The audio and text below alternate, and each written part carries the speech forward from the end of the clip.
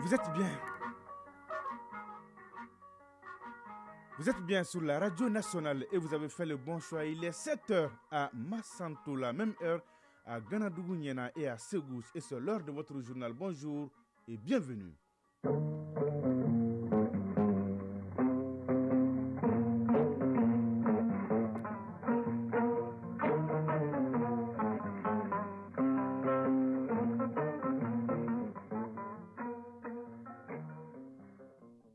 Le journal Sidiki Dambélé. Dans l'actualité, première édition de ce mardi à 23 mai 2023. Tout d'abord, la couleur du temps sur Bamako et environ 26 degrés ce matin, ciel partiellement couvert, possibilité de pluie 10%, humidité 44%, du vent 13 km à l'heure et la maximale attendue est de 38 degrés. Mesdames et messieurs, à la une de cette édition, le coup d'envoi des examens de fin d'année avec le DF qui a débuté hier sur l'ensemble du territoire. Deuxième jour de l'examen aujourd'hui qui réunit 283 000 candidats dans tout le pays. Examen placé sous le signe du renouveau de l'école malienne selon le Premier ministre. Vous l'entendrez dès le début de ce journal. À la une également de la joie dans la cour de la Comatex à Ségou. Bientôt, la production va démarrer. Les travaux d'entretien des machines battent leur plein. Constat fait par le ministre de l'Industrie qui était sur le site hier. Nous ferons le point avec Kandé Silla dans ce journal. À suivre l'actualité internationale en pointillé avec Batraoré. Il est là en direct avec moi dans ces studios. Bonjour Batraoré. Bonjour Sidiki Dambélé. De quoi va-t-on parler ce matin? En Guinée-Conakry, les professionnels des médias protestent contre les restrictions des nouvelles autorités. Aux États-Unis d'Amérique, les républicains ont un nouveau candidat pour l'investiture à la présidence. En Turquie, Recep Tayyip Erdogan va finalement bénéficier du soutien de Sinan Ogan, l'homme qui est arrivé troisième au premier tour de l'élection présidentielle. Telles sont les nouvelles au menu de ce tour d'horizon de l'actualité internationale ce matin. Sidiki Dambélé. À tout à l'heure donc pour le développement. La chronique initiative citoyenne est au menu. Ousmane Daou nous amène à la découverte de la Fondation pour la solidarité, une fondation très active dans le soutien aux forces de défense et de sécurité. Enfin, la page des sports avec l'athlète des jours et des nuits, Saragatou Sissé, bonjour. Bonjour, c'est Sidiki Dambélé. Est-ce que tout va bien, Saragatou? Ça va, alhamdoulilah. La une de votre page. Le championnat national de Ligue 1 va à l'allure d'une aiguille de montre. La 19e journée débute ce mardi. Le Sénégal est officiellement candidat à l'organisation de la CAN 2027. Le Mali rafle une médaille d'or au championnat d'Afrique de Sambo au Maroc et des médailles de bronze. L'équipe du Mali retourne au Bercail aujourd'hui. L'insolite du jour bouclera cette page des sports. Et voilà pour le sommaire. Vous êtes prêts? Eh bien, nous aussi. Une fois de plus, bonjour et bienvenue. Deuxième jour des épreuves du DF. Pour rappel, c'est le Premier ministre Dr Choguel Kokala Maïga qui a procédé hier au lancement officiel des épreuves du diplôme d'études fondamentales. L'examen concerne cette année environ 283 000 inscrits devant les candidats du centre d'examen de l'école La Cathédrale. Le chef du gouvernement a mis l'accent sur la nécessité d'un examen propre sans fraude, symbole selon lui du renouveau de notre école et de notre nation. Choguel Kokala Maïga a également rendu hommage aux responsables de l'école et aux parents d'élèves pour leur implication dans le bon déroulement de l'année scolaire. Les reportages d'Alocine Touré de la presse de la primature.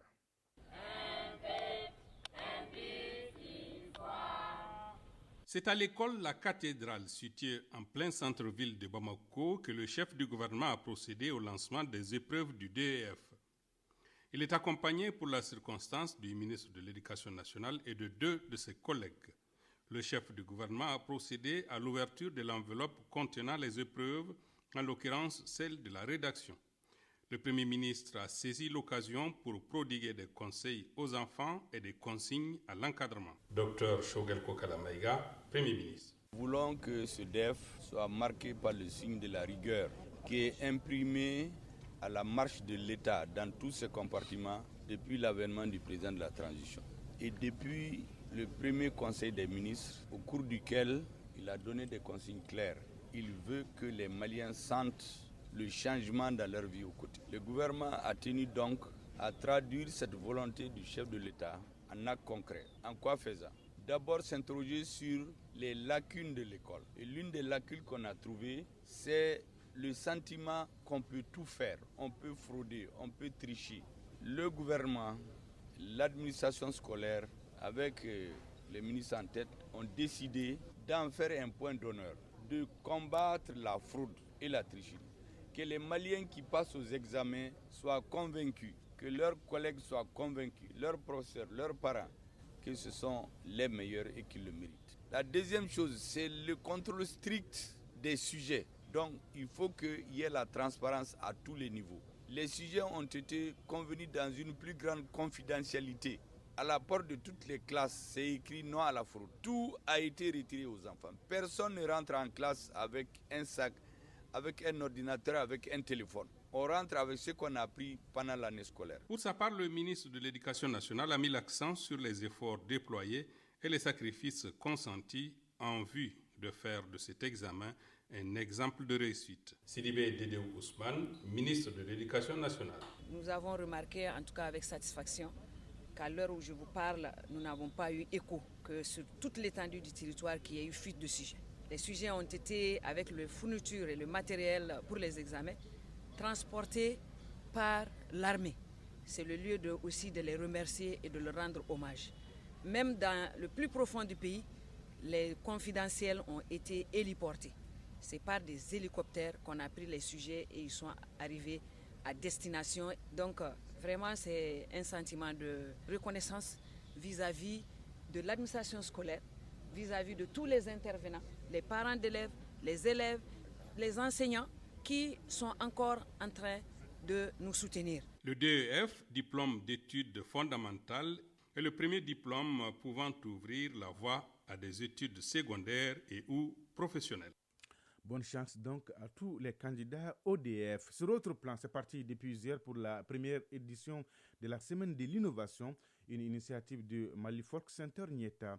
Le thème retenu pour cette première édition est climat et innovation digitale. Quelle opportunité pour les emplois verts et le développement durable. L'objectif, in fine, est de contribuer à la mise en place d'un cadre d'échange professionnel entre les acteurs ou œuvrant dans le domaine des changements climatiques, de l'innovation et de la digitalisation. La semaine est placée sous la présence du ministre de l'Environnement, de l'Assainissement et du Développement durable. Plus de détails avec Fanta Mama Nyantao. Première du genre, cette semaine de l'innovation s'inscrit dans le cadre du projet d'innovation par la digitalisation, la promotion des emplois verts et des énergies renouvelables pour la résilience climatique et la cohésion sociale au Mali. Le but de la semaine est de travailler avec l'ensemble des partenaires, notamment les banques, les collectivités territoriales, les services d'État, pour financer les talents maliens et les innovations. Ibrahim Tougoula, président de l'ONG Folk Center Nieta. La semaine de l'innovation vise essentiellement à faire ressortir les talents maliens, les talents des jeunes hommes, femmes maliens, et qui sont vraiment dans le domaine des emplois verts. Et parce que beaucoup de compétences, aussi bien en milieu rural qu'en milieu urbain, évoluent dans un certain nombre de secteurs qui sont très propices à la création d'emplois et dont ils ont besoin vraiment d'abord de se faire connaître et aussi de tisser des réseaux entre eux et afin qu'on puisse les accompagner efficacement. Le projet d'innovation par la digitalisation est financé par l'ambassade de Suède au Mali qui se félicite de mettre en lumière le génie malien. Christine Kouchnel, ambassadrice de Suède au Mali. Un projet financé par l'ambassade de Suède pour près de 4 milliards de francs CFA sur la période 2021 à 2024. Conçu pour soutenir le développement et la mise à l'échelle des technologies climatiques locales au Mali, au niveau local, pour répondre aux besoins sociétaux, environnementaux et économiques à l'heure du changement climatique. Conscient des nombreux défis, le ministère en charge de l'environnement s'engage efficacement dans la lutte. Modibo Kone, ministre de l'Environnement, de l'Assainissement et du Développement durable. Qu'on soit nous-mêmes, c'est-à-dire que tout ne peut pas venir de l'extérieur, qu'on profite de notre génie créateur pour faire l'exception à la malienne. Et ça, c'est possible. Et aujourd'hui, si on est bien organisé avec un petit appui, nous pourrions créer beaucoup d'emplois verts issus effectivement de ces inventions-là. Et je souhaite vivement que le gouvernement de transition et ceux qui viendront après la transition puissent s'y mettre pour que désormais mais les Maliens et les Maliennes puissent travailler dans le cadre de l'environnement. À travers ce projet, l'ONG Folk Center Nieta et ses partenaires entendent apporter leur contribution à l'intégration des outils digitaux dans la valorisation des ressources naturelles et la promotion des emplois verts au Mali. Radio Mali à Ségou et environ 96.8 MHz en FM.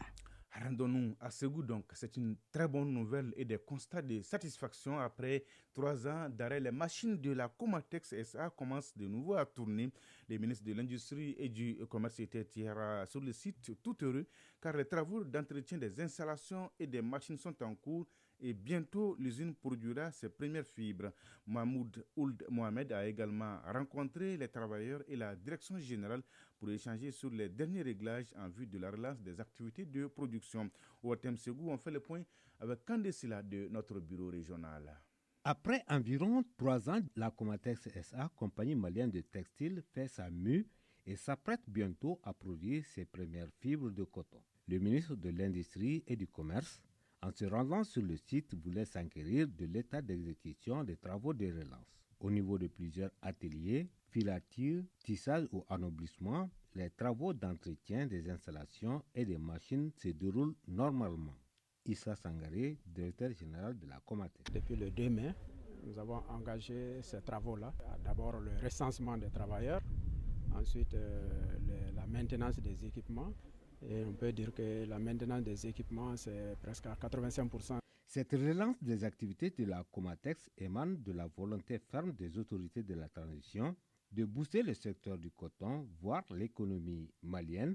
C'est pourquoi le ministre, qui a également rencontré la direction générale et les travailleurs, s'est dit satisfait du chronogramme des activités de relance. Mahmoud Ould Mohamed, ministre de l'Industrie et du Commerce. Je suis venu, j'ai trouvé déjà certaines machines qui tournent. Nous sommes aujourd'hui, on peut évaluer à près de 85% la préparation des ateliers, ce qui est un résultat industriel de la part de la Comatex. Et je pense que ceci prouve encore une fois de plus l'engouement et l'engagement des travailleurs pour que la Comatex reprenne et qu'elle reprenne aussi avec toutes ses forces et avec toutes ces lettres de noblesse. Et ça, nous pensons que ça va apporter quelque chose de plus pour la région de Ségou, mais aussi pour le Mali et toute la sous-région. Aussi, le ministre demande une fois de plus aux travailleurs et à la direction générale une synergie d'action afin que la Comatex SA redémarre pour de bon au grand bonheur de l'économie malienne. Ségou, Kandesila, Isaba pour l'ORT. Du bon espoir donc pour les travailleurs de la Comatex. À suivre l'actualité internationale avec Batraoré. Il est là avec moi dans ce studio. Bonjour Batraoré. Bonjour Sidiki Dambélé. La page sport c'est avec Sragatou Sissé. Il est fin prêt. Bonjour Sragatou Sissé. Bonjour Sidiki Dambélé. L'insolite. Oui, elle est prête. Ok. À suivre également chez la chronique initiative citoyenne, ce sera avec Ousmane Daouma. L'actualité 7h14. Le Sénégal, et oui, le Sénégal, avec cette question, partira ou partira pas. Ousmane Sonko se présentera-t-il aujourd'hui à l'ouverture de son procès face à Adji Sarr Batraoré? Oui, y aller ou pas, d'après des responsables du parti PASTEF, cette question a fait débat ces derniers jours et a fait l'objet de médiation. On se rappelle, Ousmane Sonko ne s'était pas présenté au tribunal mardi dernier. Après un renvoi la semaine dernière, c'est ce mardi qui doit s'ouvrir le procès. Toujours pour rappel, l'opposant est poursuivi par Adji Sarr, ancien employé d'un salon de massage. Mais le leader du parti PASTEF dénonce un complot pour l'écarter de la présidentielle prévue en février 2024. En Guinée, les professionnels des médias se mobilisent pour une journée sans presse, pas de radio, pas de télé, pas de journaux, pas de réseaux sociaux. Batraoré. Oui, les autorités de transition guinéennes sont au centre des critiques depuis la semaine dernière à cause des restrictions de navigation sur Internet, toujours en cours, notamment pour accéder aux réseaux sociaux et aux services de messagerie. Fait plus rare, plusieurs sites d'information sont également concernés et des radios affirment que leur signal FM a délibérément été brouillé. Pour protester contre toutes ces restrictions, les associations professionnelles des médias appellent à manifester cette semaine contre les autorités en boycottant toutes les activités du gouvernement. En Côte d'Ivoire, l'absence de Laurent Gbagbo sur la liste électorale fait réagir la classe politique. L'absence de l'ex-président Laurent Gbagbo sur la liste électorale suscite de vives critiques au sein de la classe politique. Condamné à 20 ans de prison dans l'affaire dite du braquage de la BCEAO, l'ex-président a été radié de la liste d'électeurs en 2020. Il y a quelques mois, il a fait la démarche de se réinscrire sur la liste électorale.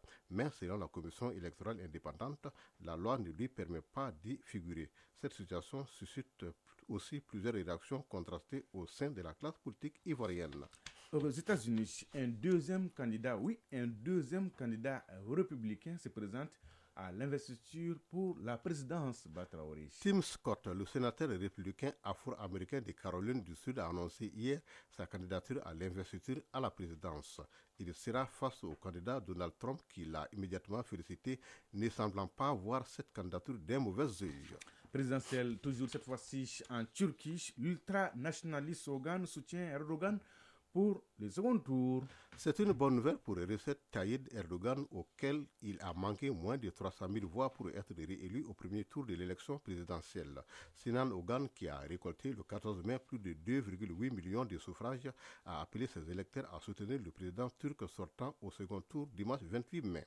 Ce troisième homme du scrutin qui prétend incarner une troisième voie politique a affirmé avoir agi au nom de la stabilité. Sidiki Dambélé. Merci Batraoré pour toutes ces informations. On est très bien servis.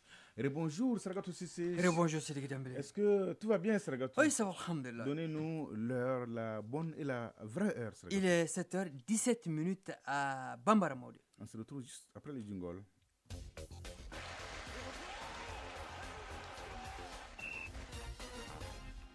Parlons d'abord du championnat national de Ligue 1. À peine les rideaux de la 18e journée tirés. La 19e commence ce mardi, Sragatou. Oui, 3 matchs à l'ordre du jour. LCBA, 14e, 18 points, et reçoit ici à Bamako sur le terrain de l'AS Real, l'Union sportive de Bougouni. 8e, 24 points plus 4 à Bougouni. L'ASCO, 9e, 24 points plus 2, accueille le COB 11e, 24 points moins 5. Et en soirée, toujours à Bougouni, à feu, 6e, 26 points, croisera l'AS Police, 4e, 27 points. Cette 19e journée prend fin demain mercredi avec 5 rencontres, dont AS Bakarijan de Baraouli, 3e, 27 points, AS Ra leader, 38 points. Un mot des demi-finales de la Coupe du Mali des dames. À suivre cet après-midi, la première demi-finale entre les Amazones de la commune 5 et l'AS Police sur le terrain annexe de l'AS Ra. La seconde aura lieu demain mercredi à l'affiche AS Mandé Super Lyon. Et le Sénégal qui se porte candidat à l'organisation de la CAN 2027. L'annonce a été faite officiellement hier. La candidature du Sénégal est envoyée à la CAF pour accueillir la 36e édition de la CAN. L'organisation de cette CAN est convoitée par l'Algérie, le Botswana, l'Égypte et le trio Kenya, Ouganda, Tanzanie. La CAF dépêchera une équipe d'inspection du 1er juin au 15 juillet dans ces pays cités pour visiter les infrastructures. Le nom du pays hôte de la CAN 2027 sera dévoilé en septembre selon une source de la CAF. Et la Coupe du Monde Junior Argentine 2023, hier, 2 équipes africaines étaient sur le pont Sargatou. La Gambie est sortie victorieuse 2-1 du Honduras. La Tunisie s'incline 1-0 devant l'Angleterre. La France tombe face à la Corée du Sud 2-1. L'Uruguay corrige l'Irak 4-0. Championnat d'Afrique de Sambo au Maroc, le Mali se classe 5e sur 25 pays. Oui, la moisson a été bonne au Maroc. En témoigne la médaille d'or obtenue par Youssouf Diallo dans la catégorie des moins de 71 kg. D'autres médailles de bronze ont été également récoltées. Le directeur technique de la Fédération malienne de Sambo, Boubacar Tangara, exprime son satisfaction au micro de notre reporter Mamoutou Dante. Le Mali a eu un total de 5 médailles, donc ce qui est un vrai succès. Parmi ces 5 médailles, le Mali a eu 4 médailles de bronze, une médaille d'or, c'est-à-dire un champion d'Afrique dans la catégorie moins de 71 kg en sambo sportif. Donc cela est un grand succès. Et le Mali s'est classé 5e parmi 25 pays invités. Cette année, le Mali a été 5e sur 25 pays, avec une délégation seulement de 5 athlètes. Ouais, 5e sur 25. Bravo. L'insolite du jour, Sragatou. À l'intérieur du pays, oui, vous voyagez beaucoup, on l'a dit, à l'intérieur du pays, tout comme à l'extérieur aussi, d'ailleurs. Donc, à l'intérieur du pays, un joueur se souviendra longtemps d'un match inter-village en marquant un but de toute beauté, un but de toute beauté, inoubliable. Alors, vous étiez là à la tribune d'honneur, non loin du parrain, et vous avez tout suivi, vous avez tout vu. Racontez-nous tout. Alors, vous savez, les tournois intervillages mobilisent comme les coupes nationales. Ah oui, bien sûr. À la veille de la mise en fête au village. Oui. À la veille de la mise en place tactique, un entraîneur avait promis à un de ses joueurs de lui faire goûter l'ambiance de la fête. Alors, la promesse est une dette, dit-on. Ouais, le joueur, tout content, se prépare à son tour. Et ça vaut le coup. Le match commence, mi-temps, 0-0. Ouais. La seconde période, il reprend. Le temps file et on est à la 75e minute. Ouais. Le joueur se lève de son banc et regarde son entraîneur, histoire de le rappeler de façon intelligente. Ouais, je dois monter. À 5 minutes de la fête, l'entraîneur pense à lui. Enfin, il était temps qu'il entre en jeu. Le remplacement est effectif. Oui. L'équipe adverse obtient un coup franc. Notre joueur, au lieu de dégager le ballon, il fusille à bout portant son portier. Non de Dieu. Oui, il marque contre son camp et jubile, tenez-vous bien. Il s'en est pas rendu compte. Pour lui, qu'il a marqué contre son camp. Selon nos sources, il était dans son propre camp et il venait d'offrir le but de la victoire à son équipe.